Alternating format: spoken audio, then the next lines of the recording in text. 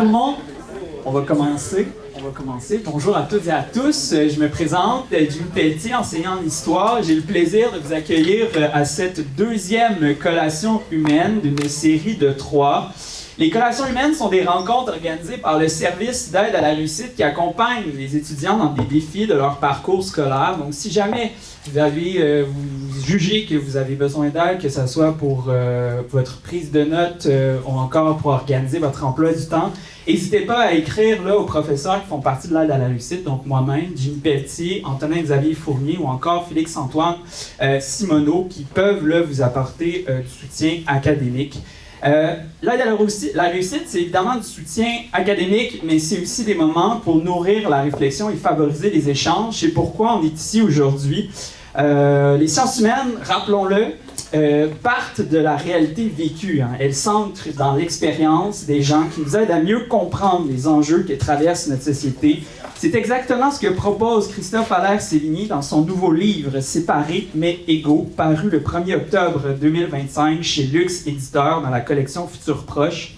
À travers une enquête rigoureuse sur la ségrégation scolaire au Québec, il met en lumière comment notre système éducatif, parfois sans qu'on le réalise pleinement, peut renforcer certaines inégalités. Cet après-midi, nous allons explorer sa démarche, discuter de ses constats et réfléchir ensemble aux questions essentielles que son travail soulève. Pour en discuter, nous avons le plaisir d'accueillir Christophe Allaire-Sévigny ainsi que Jean-François Fortier, tous deux professeurs de sociologie au Cégep de Sherbrooke et qui ont généreusement accepté de participer à cette discussion conviviale. Merci d'avoir accepté de participer. Dans cette façon de fonctionner, les deux participants ont accepté de répondre à des questions à main levée. Donc, si jamais là, vous avez des questions qui vous brûlent les lèvres, n'hésitez pas. Levez votre main, je vais circuler avec le micro et donc vous pourrez poser vos questions et les adresser directement à nos deux conférenciers. Et si jamais vous êtes un peu trop timide pour le faire, il va y avoir une période de questions entièrement dédiée à ça à la fin de la présentation. Donc, je vous souhaite une belle conférence, messieurs. Merci beaucoup, Jimmy. Oh, ça va? On m'entend bien? Allô, allô. Oui, s'il vous plaît, mets un peu de son pour mon ami, Christophe. Je suis pas habitué d'avoir un micro, je suis pas habitué d'être assis, je me sens vraiment pas en appel. Alors, bonjour tout le monde, je m'appelle effectivement Jean-François. Je ne suis pas un conférencier, mais aujourd'hui, j'ai plutôt la chance, l'honneur de m'entretenir avec une personne qui, dans ma vie, est parfaitement complète. Parce que c'est mon collègue, donc c'est une personne avec qui je peux discuter des choses qui me passionnent, qui ont toujours trait de près ou de loin aux sciences sociales et humaines. C'est aussi mon ami, donc c'est quelqu'un avec qui je peux partager l'une des choses les plus importantes dans l'existence, à mon avis, qui est l'amitié. Et c'est aussi mon partenaire et mon adversaire de pickleball, ce qui me permet de partager ma nouvelle lubie avec mon ami. Mais donc, on a décidé qu'on ne parlerait pas de son livre, on va parler de pickleball. Yes! C'est une blague. Et donc, ma chance aujourd'hui, c'est que moi, je ne vais pas faire une présentation ou une conférence. On va laisser tout l'espace à Christophe parce que justement, l'enjeu, c'est de faire un peu à la manière d'un talk show ou d'un podcast, là, pour parler jeune, une discussion avec Christophe autour du travail qu'il a accompli. Dans ces dernières années, Christophe a passé beaucoup de temps à s'intéresser à une question, à se préoccuper d'une question qui est celle des enjeux du système d'éducation au Québec.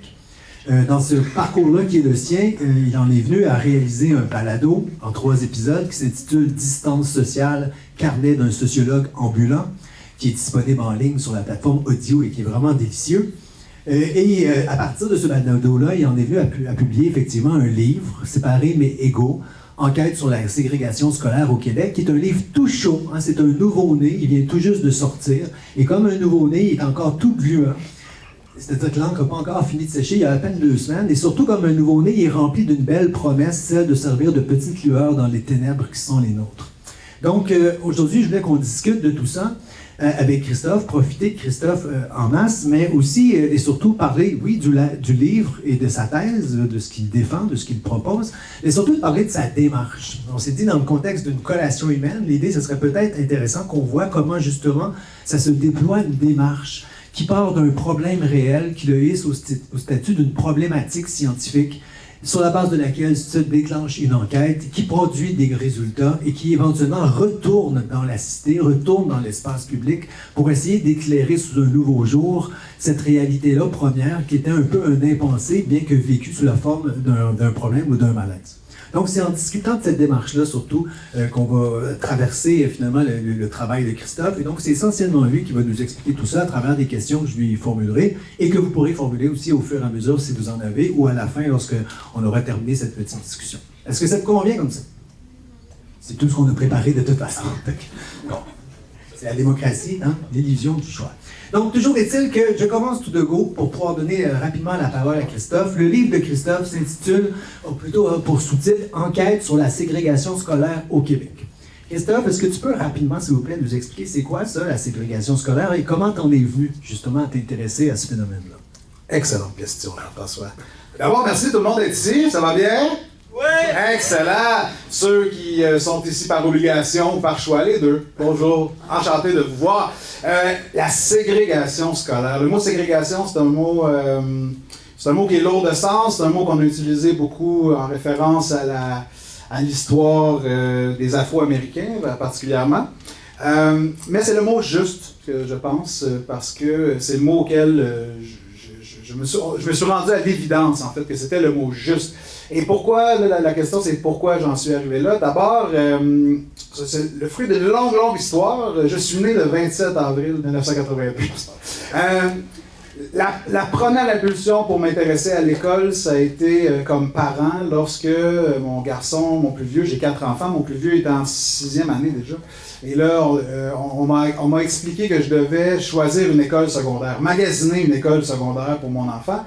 Et je suis un peu tombé en bas de ma chaise, moi et ma conjointe, parce qu'on vient d'un endroit où on ne magasinait pas son école, il y en avait une, puis tout le monde allait à la même place. C'était ton code postal qui choisissait ton école. Et il y avait quelques personnes que je connaissais qui allaient à l'école privée, mais c'était assez rare. Et là, on m'expliquait que non, il faut absolument que tu magasines l'école. Et là, on m'expliquait la meilleure stratégie à Sherbrooke, c'est que tu le mets dans une vocation au public, ça coûte pas très cher, des excellents programmes.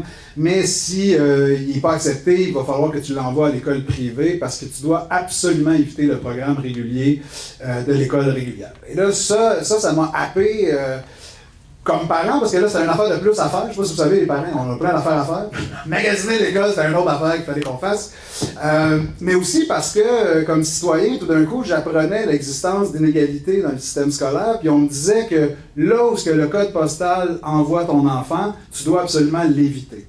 Puis ça, moi, ça m'a questionné comme citoyen, parce que je baignais encore dans une certaine illusion que le Québec, on était dans une social-démocratie très enviable, quasiment comme les pays scandinaves en Amérique du Nord. Puis là, je me rendais compte que non, attends un peu, il y a des différences. Et c'est la première fois là, que j'ai eu à réfléchir à ces questions-là. Là, il y a d'autres raisons, je ne sais pas si tu voulais embarquer là-dedans tout de suite, mais c'est qu'à peu près au même moment, il y a des articles dans les journaux qui commençaient à sortir qui parlaient d'un rapport du Conseil supérieur de l'éducation. Et les articles titraient comme, par exemple, le système scolaire québécois est le plus inégalitaire au Canada. Donc là, je tombais encore doublement les nues. C'est que non seulement je magasine un programme pour mes enfants, que le programme régulier d'école de quartier, c'était de la chenoute, puis il fallait que je l'évite, mais qu'en plus, notre système scolaire au Canada était le plus inégalitaire. Et là vraiment, il s'est opéré une inversion dans ma tête, parce que dans ma tête, on était les meilleurs au Canada en ce qui est trait à la question de l'égalité sociale. Fait que je ne sais pas si ça répond, Jean-François, Oui, mais j'imagine qu'à partir de là, tu as fait ce que n'importe qui doit faire lorsqu'il a suivi des cours de méthodologie en sciences humaines. Tu as commencé à te demander qu'est-ce que... C'est pas stagé du tout, là. Qu'est-ce qui s'est écrit sur le sujet? Comment tu peux trouver peut-être des réponses ou des réponses plus insatisfaisantes? Tout à fait. Donc, là, j'ai commencé à m'intéresser à ça comme parent, comme citoyen, mais c'est sûr que là, mon côté sociologue a rapidement pris le dessus. J'ai commencé à lire tout simplement ce qui avait été écrit là-dessus. D'ailleurs, le rapport, c'est une des premières choses que j'ai lues sur la question. Puis dans le rapport, on commençait déjà à citer certaines études qui commençaient à se produire au Québec, mais il faut dire que sur cette question-là, ça fait pas si longtemps que ça qu'on s'y intéresse sociologiquement, ou même les psychologues, ou même les politologues. Parce que justement, pendant longtemps, on a surfé sur l'idée de la Révolution tranquille, puis que les inégalités scolaires, c'était pas très présent au Québec. Il y a une littérature en France qui est très développée là-dessus, à partir des travaux de Pierre Bourdieu, si vous avez suivi vos cours de sociologie. Déjà, à la fin des années 60, début des années 70, Bourdieu avait fait une série de recherches, dont les héritiers et la reproduction, dans laquelle il dit une phrase terrible. Il dit « L'école transforme ceux qui héritent en ceux qui méritent. » Et là, ça, c'est tombé comme un coup de foudre en France. Ça a fait à peu près le même silence que ça. Et pourquoi? Parce que l'école française républicaine se vantait d'être le moyen par lequel tout le monde pouvait réaliser son plein potentiel. Que tu sois pauvre, riche, tu allais à l'école, puis tu allais, à travers tes efforts à l'école, faire ce que tu veux dans la vie. Et ce que Bourdieu démontrait, entre autres, avec ses collègues, c'est qu'à l'aide de la statistique et entre autres choses, c'est que ton milieu social d'origine déterminait beaucoup plus ce que tu allais faire à l'école que le contraire. Et là, ça, quand c'est sorti dans les années 70 au Québec, nous, ça nous est passé vraiment 20 pieds par-dessus la tête parce qu'on était en pleine révolution tranquille. Et là, il y avait des hordes de Canadiens français d'origine prolétaire et paysanne qui arrivaient à l'école secondaire puis au cégep. Puis c'est le cas de ma mère, là, tu sais, elle est dans le livre, je parle de ma grand-mère qui vient d'un milieu très, très défavorisé. Ma mère, elle a eu accès au cégep, elle est devenue infirmière par entremise du cégep, puis moi, j'ai fait des études à l'université par la suite. Mais ça, c'est l'histoire de beaucoup, beaucoup, beaucoup de monde au Québec. Tu sais. Fait que là, quand Bourdieu dit « l'école transforme ceux qui héritent en ceux qui méritent », on le regarde un peu en disant « bon, peut-être en France, mais ici, c'est pas ça partout qui se passe. » Mais quand j'ai lu le rapport du Conseil supérieur de l'éducation, tout d'un coup, ce que Bourdieu disait à propos de la France dans les années 70 commençait à s'appliquer drôlement ici. Parce qu'on démontrait que l'origine sociale des élèves influençait de plus en plus les filières scolaires dans lesquelles ils se situaient et leur chance d'accéder au cégep et à l'université. Et là, ça, comme sociologue, j'ai fait « OK, ben là, il faut commencer à chercher sur la question. » À ce moment-là, dans les journaux, on commence à parler de l'idée d'école à 3 vitesses. Qui a déjà entendu ici l'expression école à 3 vitesses? Couple de personnes. Ce qu'on veut dire par école à 3 vitesses, c'est que l'école québécoise est fragmentée en 3. Il y a l'école publique régulière, qu'on me disait que je devais absolument éviter pour mes enfants. Il y a l'école publique sélective, avec ses projets pédagogiques particuliers et vocations, qu'on appelle, et l'école privée. Et l'école privée au Québec, contrairement à beaucoup de places ailleurs dans le monde et au Canada, elle est fortement subventionnée. C'est-à-dire que les classes moyennes, culturellement, disons, avec un capital économique culturel assez élevé, puis même économique, ont accès à l'école privée, ce qui n'est pas le cas dans plusieurs autres provinces. Donc c'est ça l'idée de 3 vitesses. L'idée de 3 vitesses, ça vient d'une expression encore plus ancienne de à 2 vitesses. On parlait du système de santé à 2 vitesses. Je ne sais pas si vous avez déjà entendu parler de ça. Yes. Ce que ça veut dire, c'est que tu as un système public et un système privé. On dit 2 vitesses parce que si tu as de l'argent, tu peux passer avant les autres. Si tu n'as pas d'argent, il faut que tu prennes ton mal en patience. C'est ça que ça veut dire. Puis là, on essayait d'appliquer cette idée-là à l'école en disant à l'école, il y a 3 vitesses. Mais quand on s'y attarde plus longuement, on se rend compte que l'école québécoise, elle n'a pas un enjeu de vitesse, simplement par le fait que tout le monde commence l'école en même temps, finit l'école en même temps au mois de juin, il y a 20 journées pédagogiques, les examens du ministère sont en même temps pour tout le monde. Donc, si tu vas au privé, au public sélectif ou au régulier, ça ne va pas plus vite, il y a autre chose qui se passe. Et là, dans la littérature française, on parle de ségrégation scolaire. On dit il y a des effets de ségrégation dans le système scolaire. Ségrégation, ça veut dire la séparation physique et symbolique de groupes, mais c'est pas seulement la séparation. C'est aussi le fait que pour certains de ces groupes-là, il y a des enjeux négatifs, des injustices, des inégalités qui sont créés par cette séparation-là. C'est pas parce qu'il y a une séparation qu'on peut parler de ségrégation. On parle de ségrégation vraiment quand, pour un des groupes en question, il y a des effets négatifs. Et là, en France, on parle de ségrégation scolaire. Au Québec, on parle d'école à 3 vitesses. Et là, j'ai commencé, je vais vous avouer franchement, le mot ségrégation, je ne l'aimais pas parce que justement, il réfère à toute cette histoire-là des droits civiques américains, la question raciale.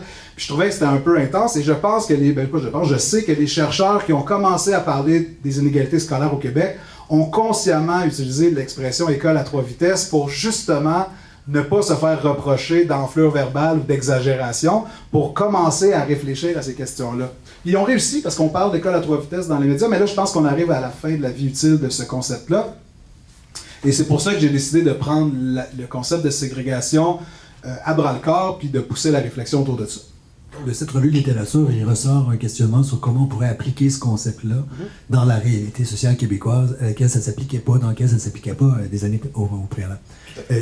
À partir de là, évidemment, c'est là que tu as démarré ton projet. Après que tu as fait cette réflexion-là de nature conceptuelle, là, tu as choisi, à partir de ce terme-là, d'aller voir dans la réalité ces séparations physiques et symboliques et éventuellement leurs effets négatifs pour qu'on puisse voir si on peut parler de ségrégation. C'est un projet comme ça se fait toujours un peu à tâtons, là, ça ne part pas d'un seul coup. C'est quoi les différentes étapes qui t'ont amené à réaliser éventuellement donc, le balado? Excellent. Donc, j'ai commencé à lire là-dessus. Je me rends compte que c'est un phénomène qui existe. On commence à avoir des données et des études qui sortent sur le Québec, mais je trouve qu'il en manque. Il manque encore beaucoup de connaissances là-dessus. La première chose que j'ai tenté de faire, c'est de faire un projet de recherche plutôt classique, quantitatif. J'ai fait des demandes d'accès à l'information pour obtenir les codes postaux des élèves de Sherbrooke et où sont-ils dans les différents programmes. Puis ce que je voulais faire au départ, c'était d'essayer de voir comment la filière scolaire, donc si c'était au public, au régulier, en vocation ou au privé, comment ça influençait les choix pour le cégep. C'est-à-dire, est-ce que ça influence le choix du programme? Est-ce que ça influence le choix de la profession? Fait que j'ai commencé à faire des recherches en ce sens-là. Je voulais aussi cartographier, avoir un outil visuel qui permettrait de voir la ségrégation scolaire à Sherbrooke. C'est-à-dire une carte dans laquelle on clique sur l'école, on voit le territoire d'appartenance, c'est-à-dire les codes postaux de ceux qui sont obligés d'aller là. Et en cliquant sur les différents programmes, on verrait où ces gens-là habitent dans la ville. Puis on verrait un découplement entre le territoire d'appartenance et le programme sélectif.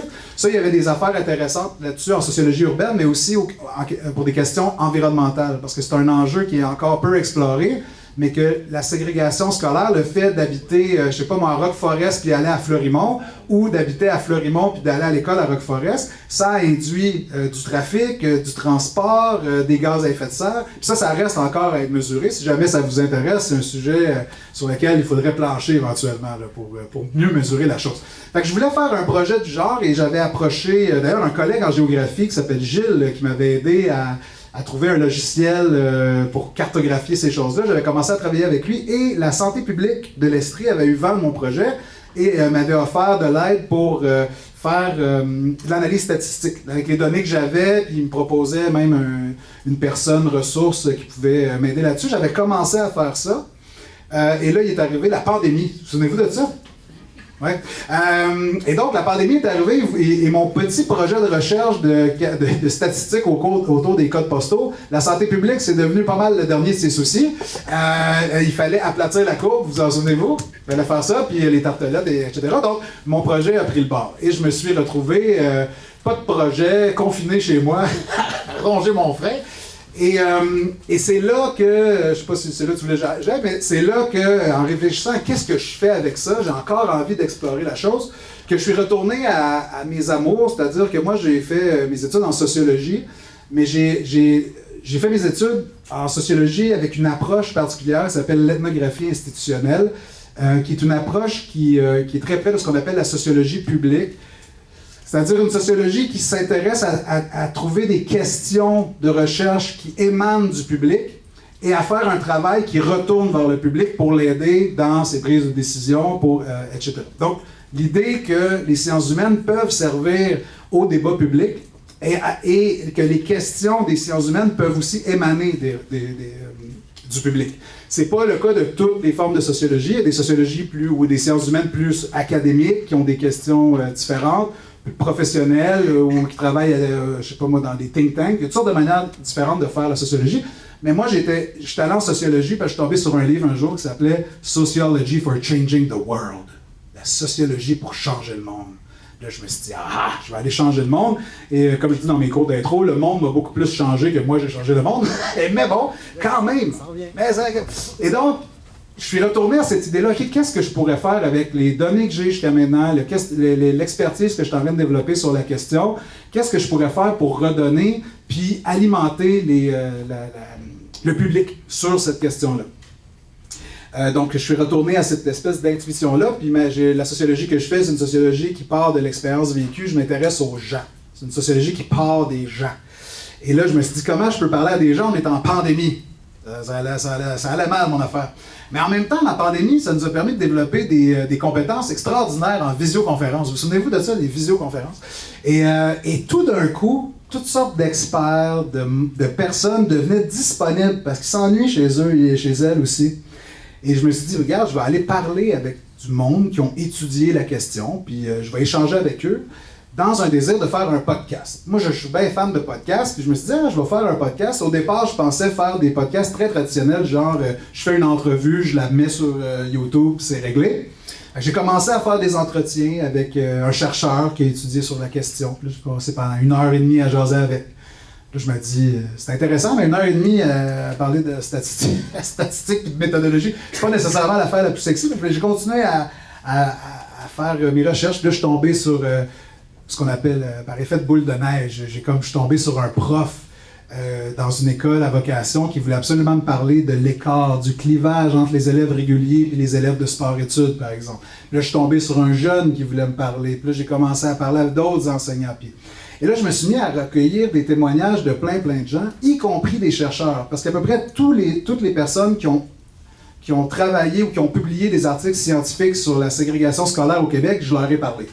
Parce qu'ils étaient eux autres aussi pognés chez eux. Mais j'ai tous ceux que je voyais dans ma revue de littérature, là, je les ai contactés un à un, puis j'ai parlé avec eux autres. Puis là, je me suis rendu compte qu'il y avait un travail à faire qui n'était pas juste de diffuser mes discussions, mais qu'il y avait un travail à faire pour rendre ça digeste. Parce que j'ai accumulé des heures et des heures et des heures d'entretien, et j'ai décidé finalement de faire des podcasts plus serrés, plus proches de ce que pourrait être de courts documentaires, finalement. J'en arrivais là, Christophe, parce que moi, je suis un peu dans la cuisine de Christophe. J'ai suivi ce parcours-là, puis il m'en a parlé beaucoup. Je sais à quel point tu as accumulé de la donnée dans ce processus-là. Donc, tu as rencontré énormément de gens, des heures et des heures et des heures d'enregistrement. À la fin, ça a culminé avec 3 balados d'environ 30 minutes chacun. Comment tu as fait pour traiter cette masse de données-là? Comment tu as fait pour l'organiser de manière à ce que ça puisse être justement utile au public? C'est une excellente question.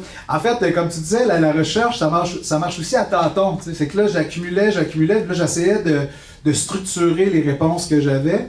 Une des raisons pourquoi j'ai pas tout publié d'un coup, c'est qu'il y a beaucoup de redites. On finit par redire les mêmes affaires. Puis il y a des gens qui ont des choses extraordinaires à dire, mais qui sonnent pas très bien dans un micro. Fait que là, des fois, j'étais comme, si je fais juste mettre la personne qui sonne à moitié bien dans le micro, ça marchera pas. Là. Donc, comment je m'y suis pris, c'est vraiment à force de regarder mon matériel, de le réécouter, j'ai dégagé, disons, trois points de vue de la question de la ségrégation scolaire. Un point de vue des élèves, qu'est-ce que c'est que de vivre dans une école clivée ou ségrégée, du point de vue des profs qui ont enseigné dans des classes à vocation particulière ou régulier. D'ailleurs, il y a un témoignage d'un prof dans le balado qui voulait absolument me parler parce qu'il était sur le bord de décrocher, en fait. C'était un prof que ça faisait pas très longtemps qu'il était en enseignement. Et je sais pas si vous saviez, mais les profs qui sortent de l'université choisissent en dernier leur tâche. Ce qui fait que, par une drôle de situation, l'école québécoise est un peu à l'envers. Les profs qui ont le plus d'expérience enseignent aux élèves qui ont le moins besoin d'aide, puis les élèves qui ont le plus besoin d'aide ont des profs qui sortent tout juste de l'université. Et donc les profs qui sortent de l'université enseignent dans les conditions les moins favorables à l'apprentissage et l'enseignement. Et au Québec, on est des champions du décrochage des profs. Je ne sais pas si vous saviez ça, mais les profs décrochent de manière spectaculaire. Ils commencent à enseigner, puis dans les 5 premières années, décrochent, puis vont se reformer, font autre chose. Et là, j'avais la chance de parler à un prof qui était en train de décrocher. Là, c'est une chance, là, c'est le sociologue qui parle, là, c'était triste pour lui, mais c'est qu'il était en réflexion à savoir, hey, je ne sais pas si je vais continuer longtemps parce que c'est vraiment pas facile. Puis là, il me racontait ces choses. Et là, c'est son témoignage, entre autres, qui m'a dit qu'il faut vraiment que je fasse de quoi à propos des profs. Parce qu'après, quand je suis allé voir dans la littérature sur le décrochage des profs, ce qui ressort, les profs, ce qu'ils nomment, c'est pas le salaire.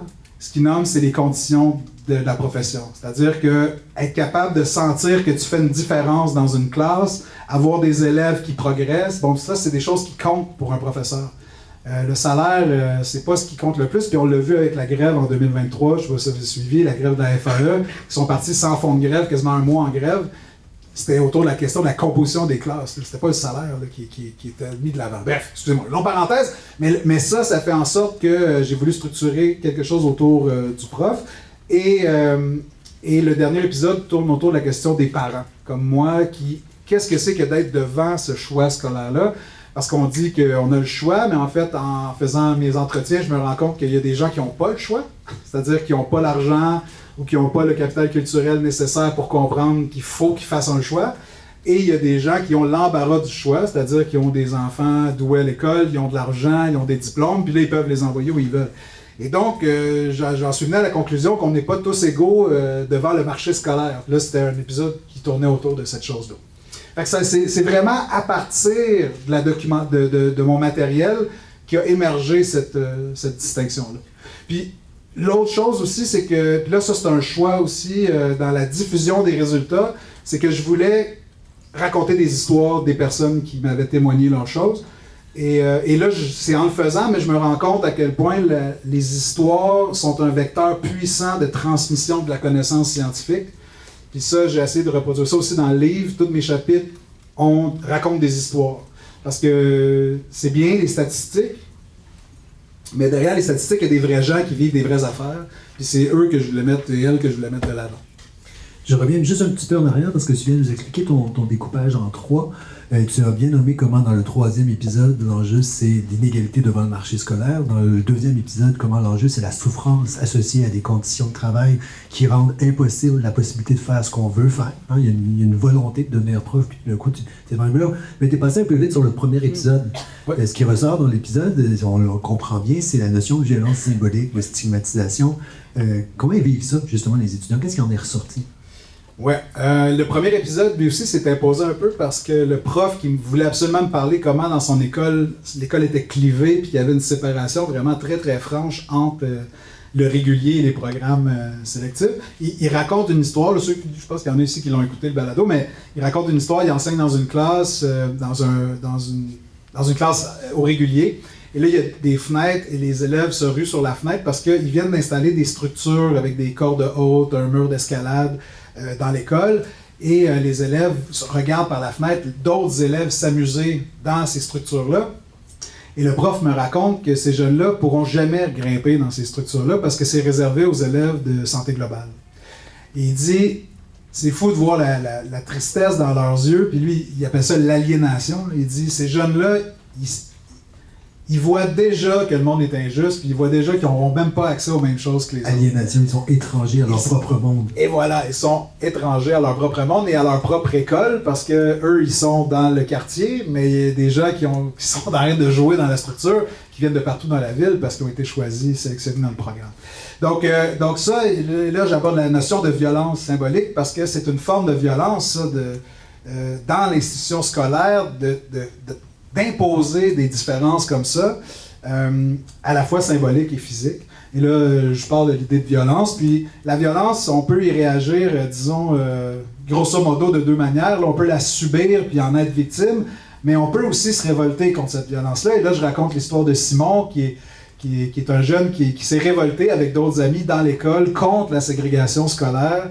Ils ont écrit des posts sur Facebook. Il y avait parti une page Facebook qui faisait des espèces d'articles scientifiques, maladroits parfois, mais quand même. Ils avaient... et donc, ils essayaient de changer les choses. Finalement, ça a accumulé par ils ont composé une chanson de rap qui dénigrait les sports-études. Et là, Simon a été mis dehors de l'école à la toute fin de son secondaire. Ultime ségrégation. Ouais, c'est ça. Là, il a été mis dehors de l'école à la fin de son secondaire. Puis ce qui était vraiment intéressant pour le balado, mais dans le livre, j'explore ça davantage, c'est que quand on va voir les articles qu'écrivaient les jeunes de 15 ans en disant, ils appelaient ça la rivalité, eux autres. Ils disaient, il y a une rivalité entre les réguliers et les sports-études. Puis quand tu lis ce qu'ils veulent, ils disent, ça faudrait de la mixité. Il faudrait qu'on soit mélangés parce qu'on ne suit pas les cours en même temps. Il y a des sports-études qui sont ensemble, nous on est ensemble. Ils nous écœurent parce qu'on n'a pas d'argent, on les écœure parce que c'est des fraîchiers. Puis ça marche pas, il faudrait qu'on soit ensemble. Et finalement, il se fait mettre dehors de l'école. 1 an après, le Conseil supérieur de l'éducation sort son rapport, puis il dit essentiellement, dans des termes un peu plus propres, parce que c'est des adultes, qu'est-ce que ce jeune-là il est en train d'écrire dans la page Facebook. Et ça, pour moi, c'est important de le nommer, que des fois, les révoltes, elles peuvent être maladroites, sortir de toutes sortes de manières, mais elles répondent à quelque chose qui, dans son cas, à lui, était très fondé. Puis, fait intéressant, Simon, tous ses amis du régulier ont à peu près pas fait d'études supérieures, mais aujourd'hui, lui, il est retourné à l'école, il est en 4e année du bac en enseignement. Il veut aller enseigner au régulier, entre autres, et il milite contre la ségrégation scolaire aujourd'hui. Mais il me racontait dernièrement que dans sa classe, le prof a demandé qui ici est allé au régulier dans une classe du bac en enseignement, puis il était le seul à lever la main. Et ça, je trouve ça quand même à la fois intéressant et inquiétant, parce qu'on a des futurs profs qui n'auront pas vécu ça, ce que c'est le régulier, alors qu'ils auront enseigné à ces jeunes-là en sortant de l'université. Fait que là, il y avait de quoi d'intéressant là. Il était super riche, ton balado, on peut le réécouter 1000 fois, puis encore y apprendre quelque chose. Mais en cours de route de ton balado, tu as eu l'idée, parce que justement, cette masse de données, puis d'histoires passionnantes, émouvantes, etc., tu as eu l'idée d'écrire un livre. Oui. Et donc, tu es parti sur ce projet-là en réalisant le balado lui-même. Puis tu as poursuivi à travers les recherches qui ont mené à la publication de ton livre, la méthode qui est la tienne, rencontrer des gens ordinaires, écouter des récits ordinaires, mais aussi de rencontrer des personnalités publiques, des penseurs, des chercheurs, des gens extrêmement importants dans l'histoire du Québec, ceux qu'on pourrait appeler nos grands-parents, nos grands-parents de la commission grands-parents, entre autres choses. Est-ce que tu peux nous parler un peu de ces rencontres-là, de ce que tu en as tiré, et comment ça a pu peut-être alimenter encore davantage à la fois ta réflexion, mais aussi ta rage. Oui, c'est ça. Et ça, c'est toute une aventure, en fait. C'est que là, je fais le balado, le premier épisode, il sort, puis déjà, après le premier épisode qui est sorti, il y a eu de l'intérêt que j'écrive un livre, finalement. Et ça a été un salutaire pour moi, parce que j'avais tellement de matériel, c'était tellement crève-cœur d'avoir à faire des épisodes relativement courts et punchés, que là, le deuxième puis le troisième, je me suis dit, ben là, je mets ça de côté, mais au moins, je vais pouvoir le mettre dans le livre. T'sais. Fait que là, ça m'a aidé à produire les balados. Et là, je suis arrivé au livre, puis j'avais encore trop de stock. Il fallait m'en dire, bon, faut vivre avec. Et là, comme tu dis, j'ai eu la chance immense parce qu'il y a eu des retours sur le balado. J'ai parlé à des profs qui m'ont écrit, d'autres élèves qui m'ont écrit, des parents qui m'ont écrit. J'ai rencontré plein de monde, plein de témoignages qui sont pas dans le livre, malheureusement. Peut-être qu'un jour, j'en ferai quelque chose. Mais aussi, et comme tu dis, des gens qui ont façonné l'histoire du Québec. Et il y a 3 personnes, là, puis je vais un peu dans l'ordre qui apparaissent dans le livre. La première personne qui apparaît dans le livre, c'est Guy Rocher. Qui connaît ici Guy Rocher? Ah, c'est bon. Ça, c'est faux quand même. Parce que, excellent. Guy Rocher, c'est, je ne veux pas faire sa biographie, mais on l'appelle le père des cégeps, entre autres. On serait pas ici. On serait pas ici sans lui et sans les gens qui ont contribué à la commission parents qui a créé finalement, ni plus ni moins, le système d'éducation québécois moderne qu'on connaît, l'école publique, les cégeps et le réseau des universités du Québec. Et ça donne que c'est aussi lui qui a coécrit la loi 101, ce qui est quand même non négligeable. En termes de père fondateur du Québec moderne, c'est assez dur à battre. Mais le monsieur, c'est un monsieur que vous ne connaissez pas parce qu'il est trop vieux. Il avait, au moment où je l'ai rencontré, 100 ans. Il avait 100 ans, centenaire, encore toute sa tête. Et j'ai eu la chance immense de pouvoir m'entraîner avec lui parce que lui, il a créé le système scolaire québécois. Un système scolaire démocratique, gratuit et laïque. C'était ça l'objectif. Et à la fin de sa vie, se désolait, puis désolé c'est un mot faible, là, il était en colère contre la trahison qu'on était en train de faire subir à cet idéal démocratique-là avec la ségrégation scolaire. Pour lui, c'est le dernier combat là, qu'il a mené dans l'espace public, ça puis la laïcité, mais sur l'école, il se disait, c'est pas possible, les membres de la commission parents doivent se revirer dans leur tombe à ce moment-ci en voyant qu'on retourne aux logiques de la grande noirceur où ton milieu d'origine va déterminer ce que tu vas faire dans la vie. Et ça, c'est une trahison de l'idéal démocratique et des valeurs qui ont animé la création du Québec moderne. Et je voulais absolument lui parler parce que non seulement c'est le grand intellectuel qu'il est. C'est un des premiers sociologues québécois. C'est le premier à avoir fait doctorat à l'université Harvard. Il est essentiellement le père de la sociologie québécoise, le père des cégeps. Et je tenais absolument à lui parler. Aussi parce que pour l'écriture du livre,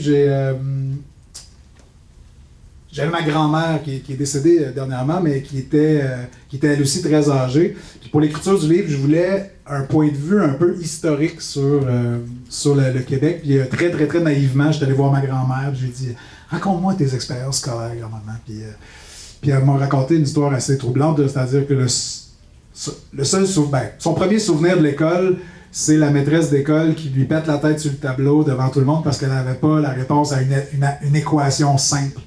Et toute son expérience scolaire s'est marquée par la violence. Elle voulait quitter l'école, la loi l'obligeait d'y aller jusqu'à 14 ans. 14 ans, elle a quitté l'école, travaillait dans un orphelinat, rentrait à l'usine.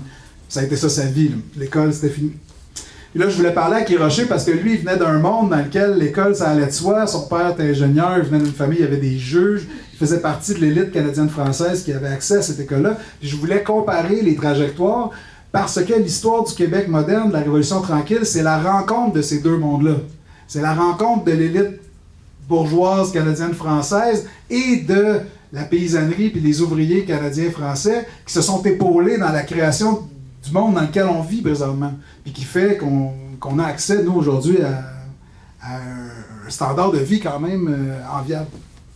Fait que je voulais comparer ça. Et donc, j'ai eu la chance immense de lui parler à 2 reprises, et il m'a beaucoup, beaucoup encouragé à finir le livre, en fait. Puis je pense que si c'était pas de ses encouragements, ça aurait été plus long à finir le livre. Et je voulais absolument le finir avant qu'il décède, et finalement, il est décédé. Il a reçu la copie numérique de mon livre la semaine où il est rentré à l'hôpital. Il a su que j'avais terminé mon livre. Je ne m'attendais pas à ce qu'il l'ait lu, mais il a su que j'avais terminé mon livre. Et par un hasard absolument fantastique, les funérailles nationales qu'on lui a données, parce qu'il y a des funérailles nationales, là, ce monsieur-là, étaient la même journée que mon lancement de livre à Montréal. Donc j'ai été le matin assister aux funérailles et le soir, je lançais mon livre. Donc ça, c'est un personnage très, très, très important dans le livre parce qu'il est au début, il est au centre et à la fin. Il structure le livre. Une autre personne à qui j'ai eu la chance immense de parler, c'est Lise Bissonnette. Lise Bissonnette, qui ici connaît Lise Bissonnette? Deux, trois adultes. Ou si vous ne la connaissez pas, mais c'est la première femme à diriger Le Devoir, en fait, à diriger le journal Le Devoir. C'est une journaliste extrêmement importante dans l'histoire du Québec. On lui doit entre autres l'histoire des Yvettes. Je ne sais pas si vous connaissez ça, c'est pas grave. Et les Yvettes, durant la... je ferme la parenthèse. Et elle a aussi dirigé les chantiers de la Grande Bibliothèque nationale. C'est une femme, une intellectuelle, une femme à la fois d'action et une intellectuelle qui a entendu parler là, de mon balado par la bande, puis elle s'insurge bien gros contre l'école à 3 vitesses. Donc j'ai eu la chance immense de pouvoir aller la rencontrer. Il y a un chapitre sur cette rencontre-là avec elle. Et une autre personne un peu inusitée, c'est Pierre Lavoie. Connaissez-vous Pierre Lavoie? Oui. Connaissez-vous les cubes d'énergie? Au primaire, on vous a gossé avec ça, les cubes d'énergie. Des maudits cubes d'énergie. Vos parents, mais c'est ça, les cubes d'énergie. Le vélo. Et voilà, on faisait ça, ramasser des cubes d'énergie. Ah, excellent. Mais là, Pierre Lavoie, lui, il s'insurge beaucoup contre la manière qu'on perçoit le sport dans notre société, puis les programmes sport-études. Là, je voulais y parler, il y a un chapitre aussi dans le livre sur cette rencontre-là. 3 personnes un peu inusitées pour mettre dans un livre de sociologie, mais ça fonctionne parce que chacune aborde des dimensions du problème que je voulais soulever. Le parallèle que Pierre Lavoie fait avec l'excellence sportive versus la masse des gens qui sont finalement souffrent d'obésité et autres inactivités, ben, c'est quoi le parallèle avec l'école? Oui, c'est parce que j'avais entendu dans un podcast, il s'insurgeait, il disait, là, on se fait fourrer au Québec avec un système... Excusez-moi. On se fait fourrer au Québec, c'est les citations de Pierre Lavoie. On se fait fourrer au Québec par un système qui exclut les jeunes, puis qui cherche juste à aller chercher les meilleurs dans le sport. Puis il dit, c'est facile de popper des champions quand t'exclus. Là, il donne l'exemple des Américains. Il dit, les Américains là, gagnent le tableau des médailles aux Olympiques, puis c'est la société la moins en forme au monde. Il dit, c'est pas comme ça que le sport devrait... c'est pas ça la philosophie du sport, c'est que tu voudrais mesurer la société au complet dans son excellence sportive. Donc c'est pas de sélectionner les meilleurs puis de laisser tomber toutes les autres. Puis il s'insurgeait aussi beaucoup autour du fait que les jeunes se spécialisent tôt, ils arrivent au cégep, puis là il y en a très peu qui poursuivent après au cégep le sport. Il dit, on investit dans le sport en faux, puis il y a une augmentation de la sédentarité chez les adultes. Il dit chercher l'erreur, il y a vraiment un problème. Puis au cégep, on le voit ça. Beaucoup de jeunes qui ont fait du sport-études, ils arrivent au cégep, puis s'ils n'ont pas fait les volontaires, là, les opportunités de sport s'écroulent, puis tout d'un coup, la sédentarité augmente chez les jeunes. Fait que ça, c'est un effet indirect là, des programmes de sport-études et de l'organisation du parascolaire. Bref. Fait que là, lui, il s'insurge bien gros contre ça. Parce qu'il dit, là, le parallèle avec notre système, c'est que notre système de plus en plus tente de plus en plus tôt à sélectionner les jeunes sur la base de leurs notes ou du portefeuille de leurs parents pour leur donner toutes les chances du monde d'aller plus loin et en même temps élimine et prive les élèves en difficulté de conditions d'apprentissage qui leur permettraient de se dépasser finalement. Fait qu'il faisait la comparaison et je faisais la comparaison. Pendant ce temps-là, on a un certain nombre d'écoles publiques à vocation ou privées qui sont absolument excellentes et qui produisent de l'excellence. Il y a 50% de la population québécoise qui est analphabète fonctionnel. C'est exactement ça. Il y a un écart grandissant là, de plus en plus au Québec entre une certaine élite qui passe par les écoles et des gens dont l'école se préoccupe peu. Et ça, c'est très inquiétant. C'est très inquiétant comme citoyen et comme sociologue, mais comme citoyen. Parce que cette polarisation-là donne rien de bon, finalement. Et ce qui est intéressant avec le Québec, c'est que, je ne sais pas si vous savez, mais dans notre histoire, il y a je sais pas tu veux dire, mais le thème du retard revient souvent. Le Québec est en retard. Puis dans le fond, la Révolution tranquille, c'est quoi? C'est le rattrapage du retard. La grande noirceur, c'est qu'on était en retard, puis on a rattrapé notre retard. Puis on a créé des institutions extrêmement robustes. Là. L'école, entre autres, c'est une institution robuste. Elle est tellement robuste qu'elle a résisté pendant beaucoup plus longtemps au vent néolibéral qui a voulu déstructurer les services publics. Donc le Québec, on est en retard par rapport à la destruction de nos institutions publiques par rapport à d'autres sociétés. Et ça, je pense que c'est une richesse présentement au Québec, ce retard-là, parce que ça nous permet peut-être de voir qu'on peut encore ralentir et éviter le pire. Parce que si on veut voir vers où on se dirige si on fait rien, si on accélère cette polarisation-là entre une élite qui pense qu'elle mérite sa position parce qu'elle est passée par l'école et une population qui se méfie des élites et des intellectuels parce que l'école leur a envoyé une image négative d'eux-mêmes. On sait c'est quoi que ça a l'air parce qu'on a juste à regarder au sud de la frontière et c'est ça, là. C'est une société qui est en fragmentation, qui est en clivage énorme. Les États-Unis peuvent peut-être se le permettre plus longtemps que nous, parce qu'on est quand même une toute petite société francophone en Amérique du Nord. Je pense qu'on n'a pas les moyens de ce clivage-là ou le soutenir bien, bien longtemps. Donc ça, il y a des enjeux politiques, économiques et sociaux très, très, très importants à prendre en compte quand on pense la ségrégation scolaire et ses effets à moyen et long terme. Tu viens de dire un très, très, très grand mot, puis là, c'est pas quand on dit qu'on s'était fait fourrer, c'est plutôt quand tu viens de nommer le néolibéralisme. Dans ton ouvrage, tu fais un parallèle, tu l'as nommé tout à l'heure, mais en l'esquivant un peu, en disant, je ne veux pas m'appuyer là-dessus, mais pourtant, il est très profond, ce parallèle-là, très important dans ton livre, entre la ségrégation raciale aux États-Unis, ségrégation scolaire. Tu nous dis, c'est pas du tout le même sujet, c'est pas la même nature, c'est pas la même histoire, etc., c'est pas les mêmes souffrances, mais il y en a pas moins qu'il y a des mécanismes et des discours qui sont grosso modo les mêmes, notamment justement lorsqu'on a déségrégué aux États-Unis et qu'on a néanmoins maintenu la chose grâce à un discours qu'on va qualifier aujourd'hui de néolibéral. Est-ce que tu peux nous parler du néolibéralisme? Tout à fait. Le parallèle, je dresse des parallèles avec l'histoire des États-Unis, pas parce que c'est pareil, mais parce que ça nous permet d'éclairer le phénomène au Québec. Une des choses, d'ailleurs, le titre « Séparés mais égaux » vient d'une doctrine qui, pendant longtemps, sous l'ère Jim Crow aux États-Unis. Donc, après la guerre civile aux États-Unis, on proclame le 14e amendement qui proclame l'égalité de tous. Mais pourtant, va se développer la ségrégation raciale dans le Sud. Et comment concilier ces deux idées-là? Que tout le monde est égaux, mais qu'il y a des toilettes pour les Noirs et les Blancs, des transports pour les Blancs et les Noirs, puis des écoles pour les Blancs et les Noirs. Et comment on a justifié ça pendant si longtemps que ça? C'est que la Cour suprême, dans un cas très très connu, va arriver à la conclusion que les Noirs et les Blancs sont séparés mais égaux. Les deux ont des toilettes. Les deux ont des transports. Les deux ont des écoles. Donc, la séparation n'est pas un déni de l'égalité tel que proclamé dans le 14e amendement. Et ça va prendre, il va falloir attendre les années 50 avec Brown, là, dans une contestation dans le sud des États-Unis, où une petite fille qui s'appelle Linda Brown, son père l'inscrit à l'école blanche, se fait refuser, puis là, avec d'autres familles, ils vont intenter un recours, ça va se rendre à la Cour suprême. Et là, la Cour suprême américaine va dire, au regard de ce qu'on comprend maintenant sur la ségrégation, on ne peut plus maintenir la doctrine séparés mais égaux. La séparation entraîne inévitablement des inégalités et contrevient ici au 14e amendement.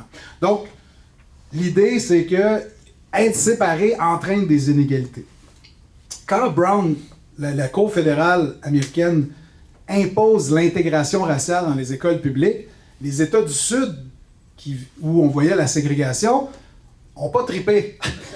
C'est pour le dire comme ça. Eux, ils se sont fait imposer l'intégration raciale dans leur société ségrégationniste. Et les élites, qui étaient beaucoup ségrégationnistes et suprémacistes blanches, ont résisté le plus longtemps possible, ont engagé des campagnes de résistance massive, ont même fermé des écoles, parce que les écoles publiques étaient contraintes d'intégrer, mais pas les écoles privées. Et là, il va se passer quelque chose de fascinant où, suite à la publication d'un important article d'un économiste qui s'appelle Milton Friedman, qui prônait la privatisation du système scolaire, puis l'octroi de subventions aux parents pour choisir la meilleure école pour leurs enfants, au nom de la liberté, les suprémacistes blancs vont sauter sur cet argument-là, puis se dire « Oh, on a perdu la guerre, on ne peut plus maintenir la séparation des blancs et des noirs sur l'idée de race. C'est fini ce temps-là. On est rendu en 1955, 60, c'est fini. » Alors, ils vont se retourner vers l'argumentaire de Milton Friedman, puis ils vont dire c'est pas sur la question de la race qu'on va maintenir la séparation, c'est en introduisant la liberté de choix pour les parents. Et là, ce qu'on va voir apparaître, c'est des académies ségrégées, des écoles privées subventionnées, réservées aux Blancs, parce que les écoles privées n'avaient pas l'obligation de l'intégration. Et donc, dans le sud des États-Unis, va se développer tout un réseau d'écoles publiques qui va être fortement c'est beaucoup des Noirs qui vont être là, et même certaines vont être fermées, parce qu'on va transférer les fonds de l'école publique vers la subvention aux écoles privées blanches. Et donc, il y a une logique, le passage d'une logique de la ségrégation raciale à la liberté de choix, qu'on a vu aussi au Québec, différemment, mais quand même, cette idée de liberté de choix qui est venue justifier la séparation des élèves dans les écoles. Fait que c'est là le parallèle. Je ne sais pas si ça répondait à ta question. Je me suis peut-être égaré. Le constat est brutal quand on lit ton livre, et je vous invite à le lire. On vit manifestement, c'est la démonstration que tu fais, et c'est dur à faire passer dans l'opinion publique, mais on vit dans un monde ségrégationniste, fondé sur une logique de discrimination liée à des motifs économiques et culturels essentiellement. Il y a plus ou moins 60% des enfants au Québec qu'on met à l'écart, ou du moins pour lesquels on multiplie des obstacles presque insurmontables pour pouvoir éventuellement justement se hisser par-delà leur milieu d'origine, ce qui est une trahison, tu l'as dit tout à l'heure, par rapport aux idéaux fondateurs du Québec d'aujourd'hui. Maintenant que tu as publié ce livre-là, les résultats sont accomplis, la science retourne à la cité. Le livre s'est lancé dans l'espace public. On t'entend beaucoup dans les journaux, on t'entend moins dans les journaux, mais en tout cas, et on te lit à la radio. Mais en tout cas, on entend beaucoup tes interventions et on espère que ça va se multiplier. C'est quoi ton espoir à partir de maintenant pour la vie, en quelque sorte, la vraie vie de ce livre-là, à l'extérieur justement de ton cerveau et de ta réflexion? C'est quoi, selon toi, les enjeux de la réception d'un livre comme celui-là? Grosse question. Mes espoirs, mettons, là, mon espoir, moi, c'est très modeste, en fait. Là, ma contribution, je me disais, s'il y a une chose que mon livre peut faire, c'est de peut-être tranquillement déserter l'idée d'école à 3 vitesses et de parler de ségrégation. Parce que je pense que si on est capable de tolérer la vitesse, puis que c'est difficile d'être contre la vitesse, c'est plus difficile d'être pour la ségrégation. Et je pense qu'en nommant bien les choses, tout d'un coup, l'espoir que les choses changent s'améliore.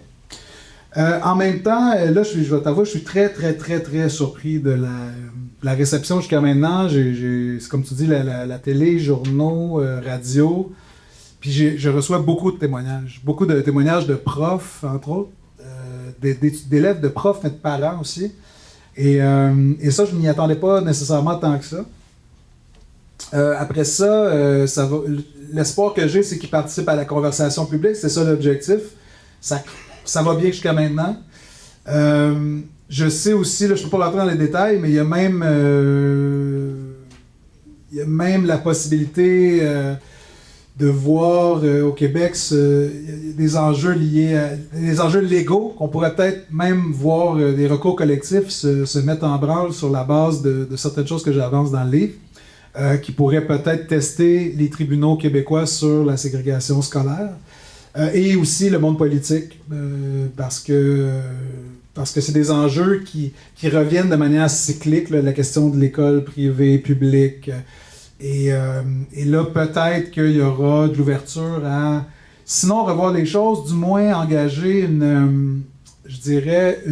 un examen de conscience collectif sur la question de l'éducation au Québec. Moi, c'est ce que j'entrevois là, qui est le plus plausible. C'est une espèce de commission parents 2.0, là, où on va faire une espèce de grande commission public sur la question de l'éducation au Québec, où on entendra les experts, les élèves, les profs, puis qu'on aura à faire des choix suite à ça. Ça, c'est mon espoir, disons. Ouais.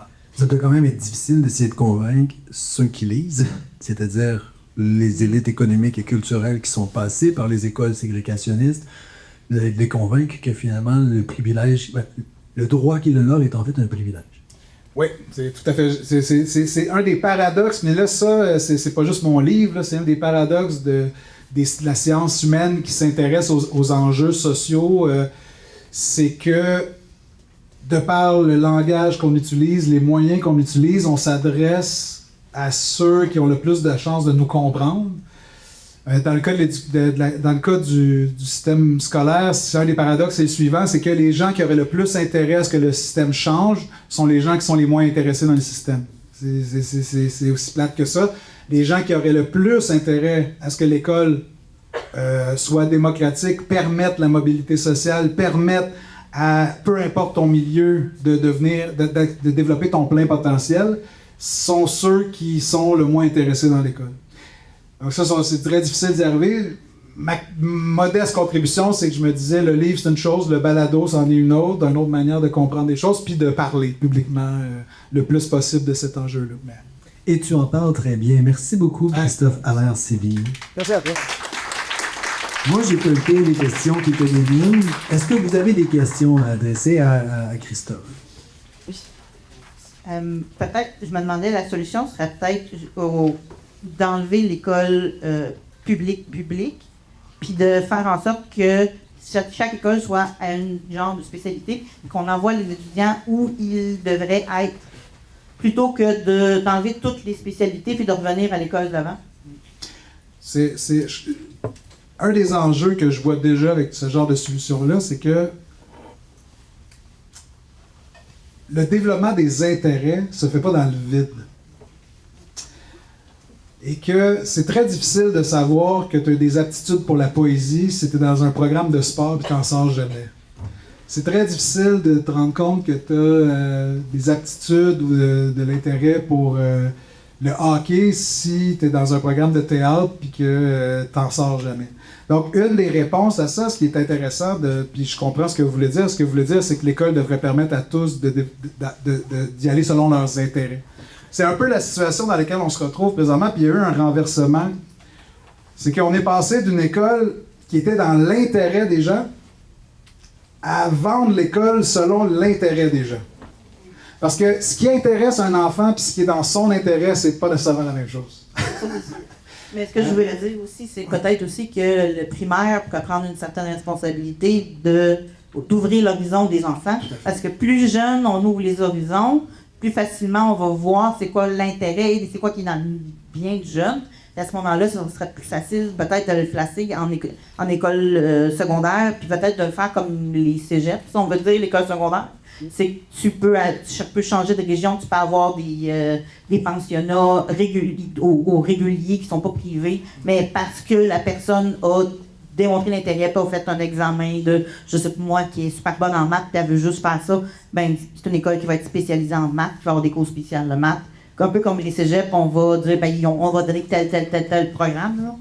Super intéressant. Ce qu'on sait dans la littérature sur le développement de l'excellence, c'est que le développement de l'excellence s'appuie sur une base large de connaissances.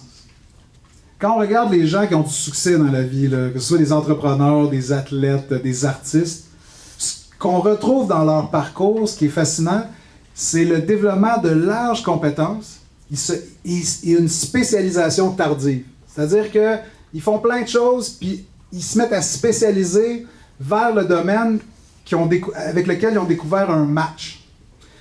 L'enjeu présentement, c'est qu'on spécialise de plus en plus tôt les personnes et on les prive de ces capacités Et ça, c'est un des arguments en défaveur de la ségrégation scolaire pour les gens qui pensent gagner dans le système présentement. Parce que la meilleure façon de développer son plein potentiel, c'est en essayant plein de choses, puis de spécialiser le plus tard possible. En sport, on le voit, là, dans les pays scandinaves, ils repoussent la spécialisation jusqu'à l'âge de 16 ans à peu près. Fait que si tu fais du hockey l'hiver, ben, tu fais du judo, puis tu fais du soccer l'été, puis c'est vers l'âge de 15-16 ans que là, tu vas te mettre à faire du hockey pour vrai non-stop. Et on se rend compte que les athlètes développent une meilleure résilience, puis vont occuper des positions qui sont plus en phase avec leur attitude. Fait que, ce que je dirais, c'est que dans le rapport parent, là, dans le livre j'en parle, mais dans le rapport parent, on avait déjà mentionné cette chose-là. On voulait un éventail de développement de compétences puis une spécialisation tardive, de sorte que tout le monde puisse se côtoyer, développer, se socialiser, développer des liens sociaux et reconnaître ses attitudes. Puis il y a une phrase vraiment géniale là, de Jeanne Lapointe qui dit, tu sais, on ne sait pas ce que ça va donner des avocats plus tard qui vont avoir côtoyé des menuisiers, qui vont avoir travaillé le bois avec des jeunes au secondaire, puis des jeunes mécaniciens qui auront fait un peu de poésie, puis qui auront vu aussi des gens exceller en sciences. Parce que là, présentement, là, les médecins de demain, là, je vous le dis, ils n'auront pas côtoyé des élèves des milieux défavorisés. Et l'inverse est vrai. Les gens des milieux défavorisés n'auront pas côtoyé des gens qui vont les diriger plus tard, qui vont occuper des positions sociales enviables. Et ça participe au cynisme et à la polarisation comme on voit aux États-Unis. Ça, je pense pas que c'est ça qu'on veut pour le Québec. Donc, ce serait ma réponse. Et pour rappel, la spécialisation tardive du rapport parent, ça justifie l'existence de la formation générale au cégep. Oui, c'est ça, tout à fait. Oui, Christophe Antonin.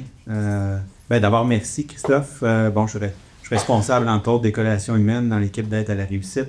Je trouve ça absolument fascinant, ton propos. Merci infiniment, sincèrement, c'est très éclairant. Moi, je suis, comme beaucoup, un produit de l'école privée au secondaire. J'ai été au primaire, évidemment, à l'école publique. Je suis sûr que je ne le ferai pas, mais si on demandait ici à l'auditoire, parmi tout l'auditoire, quels sont les gens dont les parents ont fréquenté l'université, puis probablement qu'on aurait au moins le 3/4 des gens ici qui lèveraient la main. Donc, on se parle entre nous aujourd'hui. Je vais le dire comme ça. Quand je dis on se parle entre nous, on se parle entre personnes qui inconsciemment font de la ségrégation ou appartiennent à une classe de la ségrégation qui est la classe finalement favorisée par cette ségrégation-là. Donc, ma question est la suivante. Comment on fait pour sortir de cette discussion entre nous, qui est par ailleurs très intéressante, fort enrichissante, mais qui donnera au bout du compte peu de résultats, parce que moi, je suis un ségrégationniste, en quelque sorte, de par mon produit. Je dirais pas ça, c'est fort. Non, mais on comprend. On comprend. Mais c'est involontaire, cette ségrégation-là. C'est à la fois des choix conscients et inconscients que mes parents ont été appelés à faire et que j'ai fait. Je pourrais te poser la question, Christophe, bien naïvement, est-ce que ton fils fréquente une école privée? Les 4 enfants sont dans des programmes ou des écoles sélectives. Voilà, alors on comprend bien le propos que je veux dire. Donc, comment on fait pour sortir de se parler entre nous? Excellente question, Antonin. Il y a un philosophe américain très important qui s'appelle Ice-T et qui a une chanson excellente qui s'appelle Don't hate the player, hate the game. Donc, moi, là, je ne vais jamais blâmer un parent de choisir l'école privée ou les programmes sélectifs pour ses enfants dans le contexte dans lequel on baigne présentement. Je ne sais pas si tu le suis, là. Jamais et mon livre, je le dis, que j'ai 4 enfants qui vont dans les programmes sélectifs, c'est pas un livre moralisateur sur voici les bons choix à faire.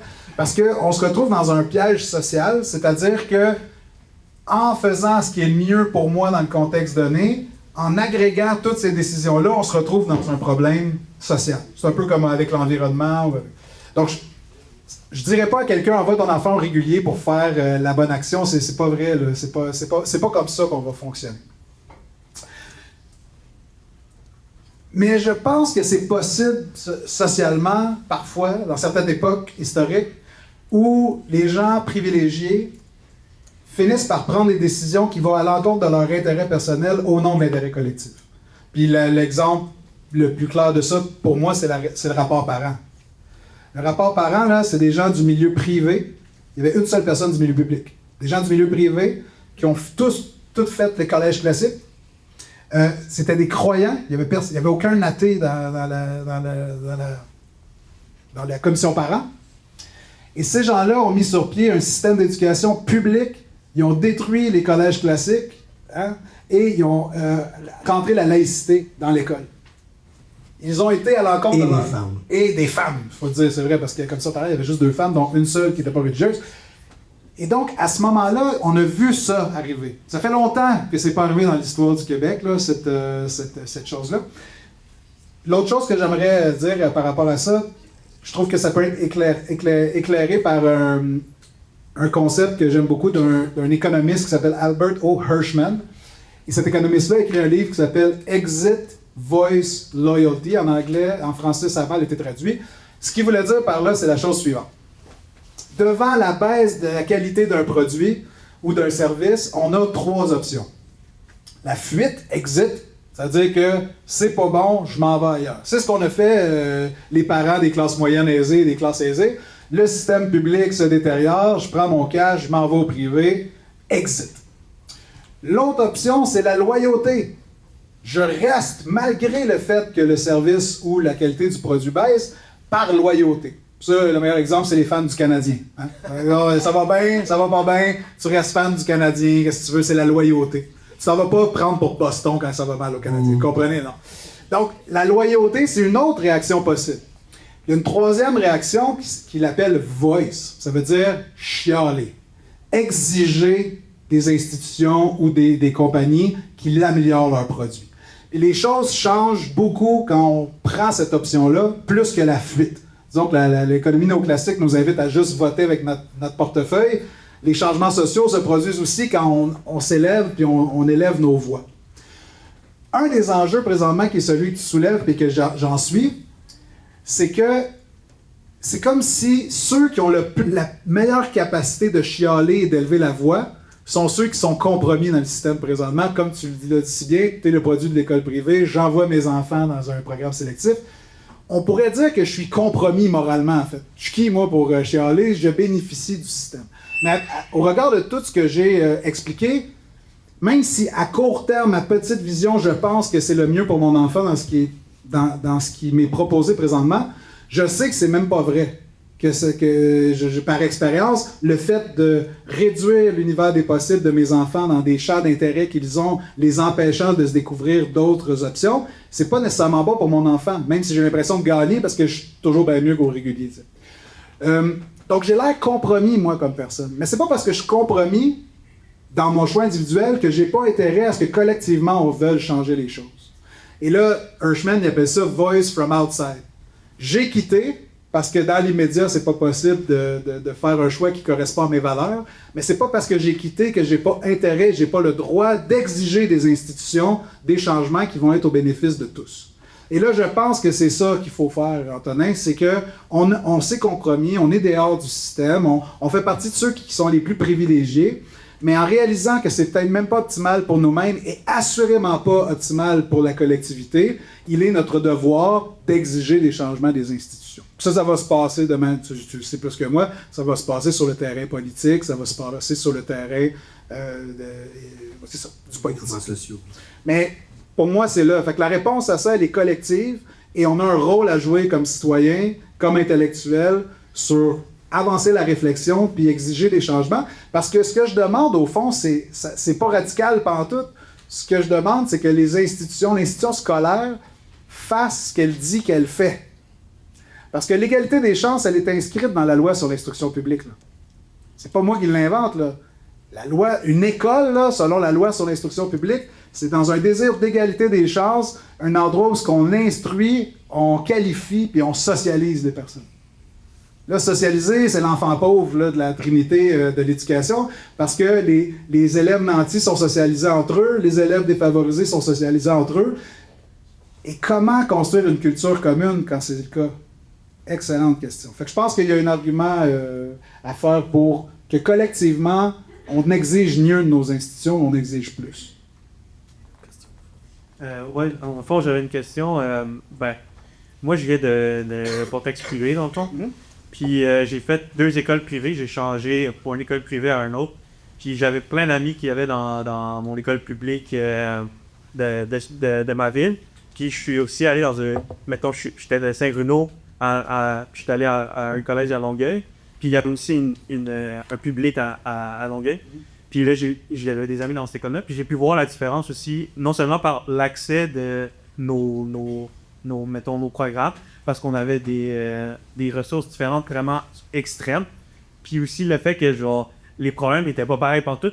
Dans le public, à l'école publique, il y avait des problèmes d'armes et des trucs comme ça. Là, vraiment, genre, c'était vraiment dangereux. Mon public dans ma ville, qui était quand même riche, ben on n'avait pas les mêmes problèmes. On avait du monde qui commençait à porter des uniformes, tout ça, d'aller vers un mouvement de privé un peu plus. Là.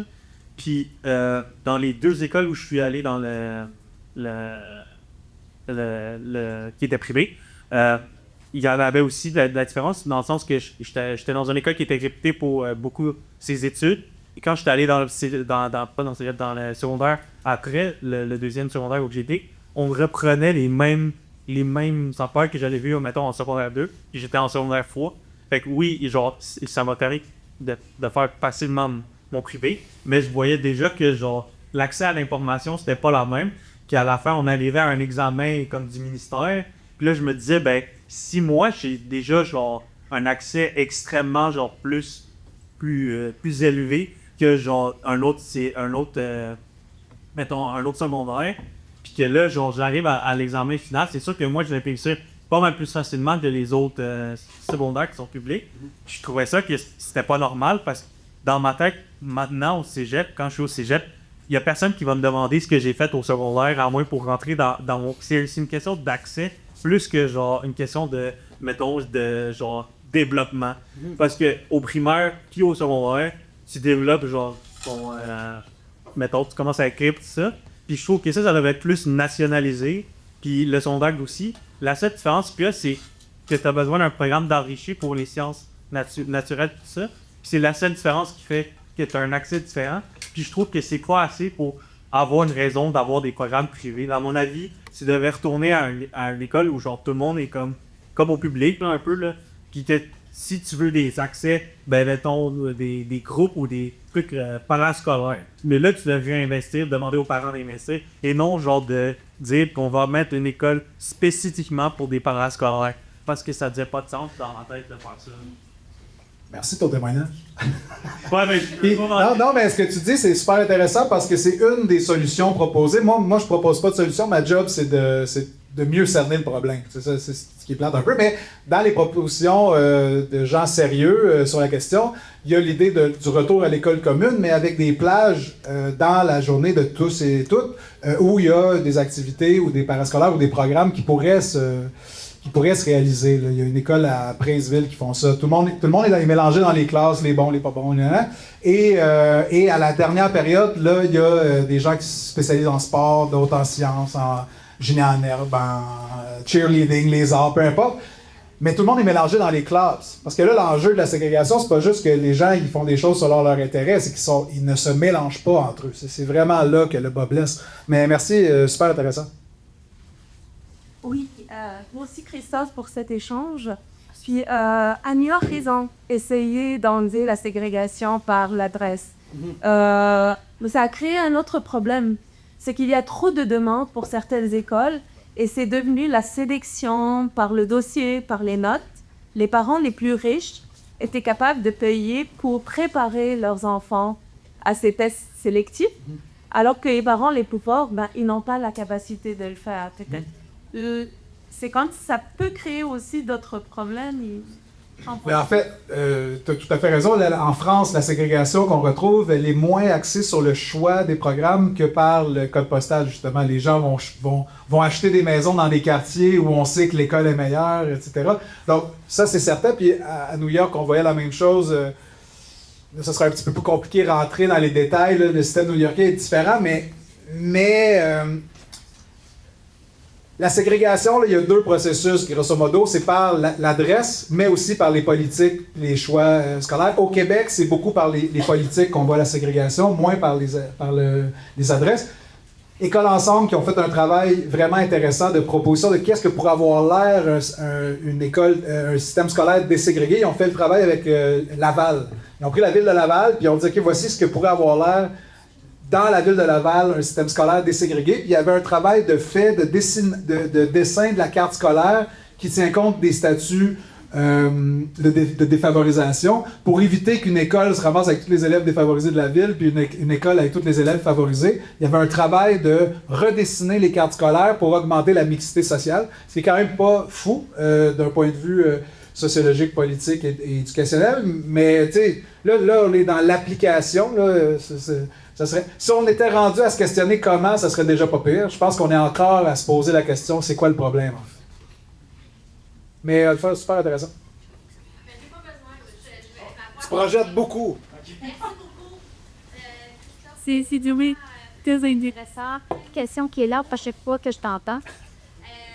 Mais j'aimerais savoir, est-ce que, à travers les recherches et ces ouvertes entrevues, tu as l'impression au plan politique ou quelque chose qui commence, un éveil, une lumière, est-ce que c'est payant politiquement de mettre ça justement de l'avant et de dire faut qu'on y repense, faut qu'on redessine cette prochaine étape-là, le rapportement 2.0? Est-ce que tu as l'impression que c'est entendu? J'ai l'impression que ce l'est plus que ça l'a jamais été à ce moment-ci. C'est mon feeling.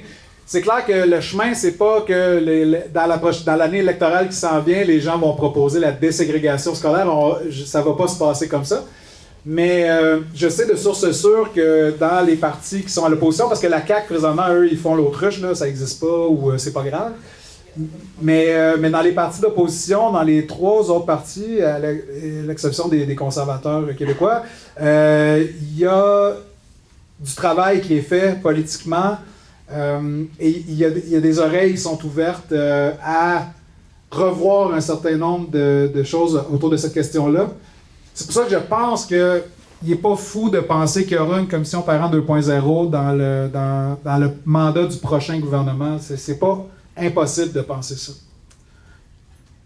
Ce serait ce que je peux te dire à ce moment-ci, mais on en parle de plus en plus. Et une des choses qui a changé, là, c'est que pendant très très longtemps, depuis les années 70, c'était un débat entre le public et le privé. Et là, on est en train de voir une transformation du débat qui n'est plus une question entre le public et le privé, c'est entre l'école commune et l'école ségrégée puis sélective, puis les enjeux sociaux autour de ça. Là, ça, c'est un changement de paradigme, je dirais, qui va peut-être ouvrir des opportunités qui, jusqu'à maintenant, dans le débat stérile entre le public et le privé, on est arrivé à un cul-de-sac, je pense. Je peux me permettre de compléter. Quand j'ai posé la question tout à l'heure à Christophe sur c'est quoi les enjeux de la réception, il a très bien répondu, c'est de pouvoir marteler l'idée de ségrégation. Mais il y a une chose qu'il n'a pas dite et dont on a déjà parlé, c'est aussi de réintroduire les débats sociaux en termes de classe sociale. Parce qu'on a depuis des années abandonné cette notion-là, la question des inégalités, pas seulement économiques, mais sociales, culturelles, symboliques, et puis on les a abandonnées au profit de l'identité, de la diversité, etc., etc., mais on a oublié qu'il y a quelque chose qui est sous-jacent à la possibilité même d'exprimer une individualité ou une diversité, c'est d'avoir les ressources pour pouvoir le faire, de nature économique, culturelle, sociale et symbolique. Si un débat comme celui-là, qui n'est pas initié, mais que tu alimentes, Christophe, peut aller en ce sens-là, ben déjà aussi, c'est ça de gagner pour d'éventuels travail politique. Merci Christophe pour cette excellente conférence, comme d'habitude. Ma question porte davantage sur ton processus d'écriture, peut-être, où on a parlé un petit peu par moment, quand tu passes du balado au livre, on sait que le livre, c'est un format qui est plus prestigieux, qui a davantage d'attente. On est 100 aujourd'hui, on était 100 ce soir, on sera 100 demain encore au Salon du Livre. Quand même, tu as des entrevues à la radio, à la télévision. Donc, davantage d'attente et ton expression est davantage lue et est scrutée. Et là, c'est quand même un événement. À savoir que le sociologue prend la plume, tu seras lu peut-être par des rochers, tu n'as pas pu l'être, mais tu aurais espéré l'être. Et malgré tout ça, tu veux quand même t'adresser à un grand public. Ou tu veux intensifier le malaise, tu le dis, tu ne veux pas avoir une plume qui est ségrégationniste, mais qui est lue par tout le monde.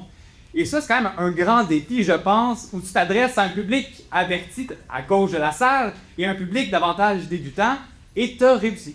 Ou moi, en tant que prof, j'ai mangé à ma faim en te lisant, puis je suis convaincu que tout le monde dans la salle ici, en lisant le livre de ça, personne ne serait laissé derrière. Tout le monde arriverait à suivre, à lire son compte. Ah, en fait, tout le monde est d'accord. Comment tu as fait face à cette difficulté-là? Et comment tu l'as vécu? Comment tu as réussi à la résoudre avec ton éditeur, avec ton entourage? Qu'est-ce qu'une mange pour un poum? Voilà la question. Merci pour cette question-là, parce que c'est la question de l'auteur qui m'a habité pendant 2 ans, là, même 5 ans, je dirais quasiment, à comment transmettre de sorte à ce que ça soit compris, intéressant, accessible, sans que ça soit vulgarisé au point où ça tient plus sur rien. T'sais. Ça, c'est le fil que sur lequel j'ai essayé de marcher. Bizarrement, pas bizarrement, mais le balado m'a beaucoup aidé à l'écriture parce que j'ai cassé mes habitudes académiques d'écriture avec le balado. Parce que là, j'avais pas le choix. Là. Je veux raconter l'histoire de Simon qui s'est fait mettre dehors. Je commencerai pas à rentrer la définition de l'habitus qui tient sur 5 pages pour essayer d'expliquer le concept. Cette année, il fallait que j'aille à l'essentiel. Ça m'a forcé à travailler, puis à faire de la recherche, puis à m'intéresser à comment on raconte des choses. Puis à lire des auteurs qui font de la fiction, qui font en anglais, c'est narrative non-fiction. En français, il n'y a pas vraiment d'équivalent. Mais des auteurs qui m'ont beaucoup, beaucoup inspiré, qui sont pas des sociologues, mais qui écrivent dans ce souci-là. Fait que ça m'a aidé à travailler sur ces compétences-là. Puis rendu à l'écriture du livre, c'est comme si là, la transition était plus douce, là, parce que je partais du balado, puis je m'en allais au livre. Fait que c'est ça, je pense que ça a été ça dans la manière de faire, mais c'est d'écrire, de réécrire, de se casser la tête, d'essayer de trouver la formule, d'essayer de trouver l'histoire qui correspond le plus à ce que j'essaie de dire. Comme je vous dis, j'ai tellement reçu de commentaires puis de témoignages, c'était de trouver, c'est l'histoire de qui en fait qui permet d'éclairer ce que j'essaie de dire le plus. Mais c'est un travail qui s'est fait sur le long terme, mais je dirais que c'est le défi. Si j'ai réussi ce que tu as dit, écoute, je passerai plus n'importe. Je vais m'enfler la tête. Non, mais écoute, c'est vraiment... c'était ça l'objectif. Puis jusqu'à date, les commentaires que je reçois, je pense que j'ai réussi quelque chose dans ce sens-là. Ouais. Merci. Merci à toi. Merci beaucoup Christophe, merci Jean-François d'avoir participé à cette collation humaine. Je tiens à vous mentionner que notre prochaine collation humaine va se tenir le 13 novembre, une date importante à mettre à vos agendas, où est-ce qu'on va parler de neurodivergence, catégorisée pour comprendre ou pour exclure. Donc soyez encore là en grand nombre. Merci beaucoup d'avoir participé cet après-midi et merci à vous deux. Merci. Bon après-midi tout le monde.